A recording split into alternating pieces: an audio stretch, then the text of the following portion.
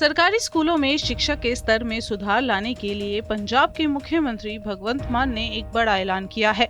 CM भगवंत मान ने कहा कि पंजाब के सरकारी स्कूल के टीचर ट्रेनिंग के लिए 4 फरवरी को सिंगापुर जाएंगे और 6 से 10 फरवरी तक सिंगापुर में सरकारी स्कूल के प्रधानाचार्यों की ट्रेनिंग होगी। सीएम भगवंत मान ने कहा कि पंजाब में हमारी सरकार शिक्षा के क्षेत्र में नई क्रांति लाने की गारंटी लेकर आई थी। इस सिलसिले में हम दिन रात एक करके मेहनत कर रहे हैं। सबसे पहले हमने सरकारी स्कूलों में पीटीएम किए ताकि सरकारी स्कूलों के शिक्षकों और बच्चों के माता पिता के बीच की दूरी को खत्म किया जा सके और उनके बीच तालमेल बने। दिल्ली के क्रांतिकारी मुख्यमंत्री श्री अरविंद केजरीवाल जी ते साडी टीम जदों पंजाब दे विच चोणां वेले प्रचार कर रहे सी तां असीं लोकां नाल वादा कर रहे सी कि असीं पंजाब दे सरकारी स्कूलों के टीचरां नूं, अध्यापकां नूं, प्रिंसीपल्स नूं असीं विदेशां दे विच वधिया ट्रेनिंग जिहड़ी दवा के उन्हां नूं इत्थे जिहड़ी चंगे तरीके नाल पढ़ाउण दे जिहड़े मुहारत हासिल करवावांगे। ते इसे सिलसिले दे विच साडा पहला बैच जिहड़ा 36 प्रिंसीपल्स दा, सरकारी स्कूलों के 36 प्रिंसीपलों का पहला बैच सिंगापुर जा रहा। मैनू ये दसदियाँ बड़ी खुशी हो रही है कि सरकारी स्कूलों के 36 प्रिंसीपल जिहड़े ने वो 4 फरवरी नूं सिंगापुर ट्रेनिंग ते जा रहे हैं तो 6 फरवरी तो लैके 10 फरवरी तक उन्होंने प्रोफैशनल टीचिंग ट्रेनिंग सैमीनार होगा जिथे उन्होंने पढ़ाउण दे नवे नवे तरीके, लेटेस्ट तरीके जिहड़े ने आधुनिक तकनीकां नाल किवें पढ़ाया जाता है वो जिहड़े उन्होंने सिखाए जाणगे ते 11 फरवरी नूं ये सारे वापस आ जाणगे पंजाब। दिल्ली की अरविंद केजरीवाल सरकार और उपराज्यपाल के बीच शिक्षकों को ट्रेनिंग के लिए फिनलैंड भेजने को लेकर विवाद और बढ़ गया है। गुरुवार को दिल्ली के सीएम अरविंद केजरीवाल ने प्रेस कॉन्फ्रेंस करके एलजी विनय सक्सेना पर हमला बोला है। उन्होंने कहा है कि दिल्ली में गंदी राजनीति हो रही है, इसकी वजह से ही शिक्षकों को ट्रेनिंग के लिए फिनलैंड भेजने से रोका जा रहा है। सीएम केजरीवाल ने कहा कि पिछले कई दिनों से फाइल एलजी ऑफिस में पड़ी हुई है और उसे मंजूरी नहीं दी जा रही। ऐसे में मार्च में होने वाली ट्रेनिंग फिर से कैंसिल हो सकती है। जैसे दिल्ली के अंदर शिक्षा के क्षेत्र में बहुत बड़ी क्रांति हो रही है, दिल्ली में सरकारी स्कूलों का कायाकल्प किया जा रहा है, वैसे ही वही पूरा प्रोसेस अब पंजाब में शुरू हो गया है।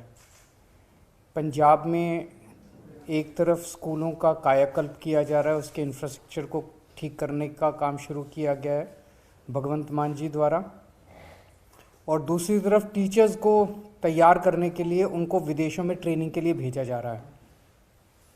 परसों 4 फरवरी को पंजाब सरकार के 36 प्रिंसिपल 5 दिन की ट्रेनिंग के लिए सिंगापुर जाएंगे और वहाँ पे वो विदेश में जाके ट्रेनिंग लेंगे।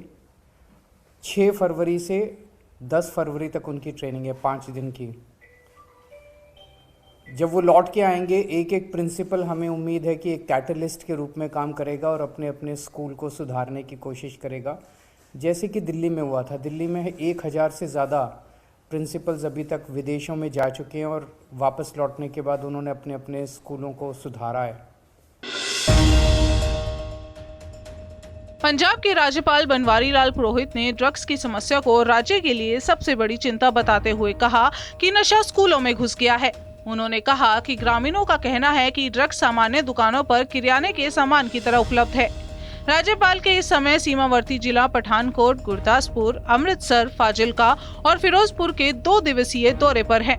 इस दौरान वो पाकिस्तान की सीमा से सटे गांवों के सरपंचों और जिलों के अन्य प्रमुख स्थानीय निवासियों के साथ बातचीत कर रहे हैं और लोगों की समस्याओं को सुन रहे हैं। इसी दौरे के दौरान गवर्नर ने कहा कि नशा चिंता का विषय है। इसे लेकर आम आदमी पार्टी ने गवर्नर पर राजनीति करने का आरोप लगा दिया। पंजाब के कैबिनेट मंत्री अमन अरोड़ा ने कहा कि गवर्नर अपने पद का गलत इस्तेमाल कर रहे हैं और एक चुनी गई सरकार के पैरेलल वो अपनी सरकार चलाने का प्रयास कर रहे हैं और राज्यपाल को इस तरह के बयान देने से बचना चाहिए। लोगों से समझ में आया, चीज समझ में आई, तो ये समझ में आया कि 6 जिले ये महत्वपूर्ण है। कोई चिंता का विषय क्या है? मैं तो जाता हूँ सब जगह, लुधियाना, जालंधर, पटियाला और उधर में सभी जगह में कोई न कोई बहाने से कोई कार्यक्रम से जाता हूँ तो मुलाकात होती है। अमृतसर भी आया हूँ, पहले भी आया हूँ, अमृतसर की भी रिपोर्ट आती है, लोग सब मिलते हैं, चिंता होती है। खाली एडल्ट्स का सवाल नहीं है, ड्रग्स स्कूलों में घुस गई, बच्चे एडिक्ट हो रहे हैं, पेरेंट्स अपने को ऐसा समझते हैं, ऐसा है महसूस कर रहे हैं। कुछ बच्चे तो यहां तक इतने एडिक्ट हो जाते हैं कि घर में चोरी करने लग जाते। ऐसी भी शिकायतें आ रही हैं, एक नहीं कई शिकायतें। माफिया गैंग के चंगुल में फंस जाते हैं, माफिया हावी हुए हैं। परिस्थिति ये हो गई कि गांव में यदि हम जाएं,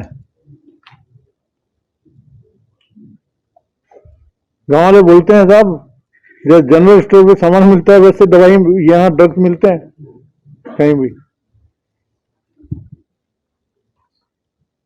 पुलिस को मालूम नहीं होगा, पर गांव वाले तो सब जानते हैं ना। महाराष्ट्र का राज्यपाल बनाए जाने की अटकलों पर पंजाब के पूर्व सीएम कैप्टन अमरिंदर सिंह ने गुरुवार को एक बड़ा बयान दिया है। मीडिया में दिए बयान में उन्होंने कहा, मैं इस बारे में कुछ नहीं जानता हूं, किसी ने भी इस बारे में मुझसे बात नहीं की है। बीजेपी नेता और पंजाब के पूर्व सीएम कैप्टन अमरिंदर सिंह ने आगे कहा कि मैंने इससे पहले पीएम मोदी से कहा था, मैं उनके साथ हूँ, जहाँ मैं चाहते हैं मैं वहाँ रहूंगा। आगे कैप्टन अमरिंदर सिंह से जब ये पूछा गया कि आम चुनाव लड़ना चाहते हैं, इस पर उनका जवाब था कि अभी केवल कयास है, किसी ने मुझसे इस बारे में अभी तक कोई संपर्क नहीं किया है। दिल्ली में आज doctor BR Ambedkar school of specialized excellence का उद्घाटन सीएम अरविंद केजरीवाल ने किया। इस अवसर पर दिल्ली के डिप्टी सीएम और शिक्षा मंत्री मनीष सिसोदिया भी मौजूद रहे। इस दौरान सीएम अरविंद केजरीवाल ने स्कूल की तारीफ में कहा कि किसी भी प्राइवेट स्कूल की बिल्डिंग इतनी शानदार नहीं है जितनी दिल्ली गवर्नमेंट स्कूल की है। इस स्कूल में 4400 सीट्स के लिए एंट्रेंस एग्जाम होगा, जिसके लिए 96,000 एप्लीकेशन आई हैं।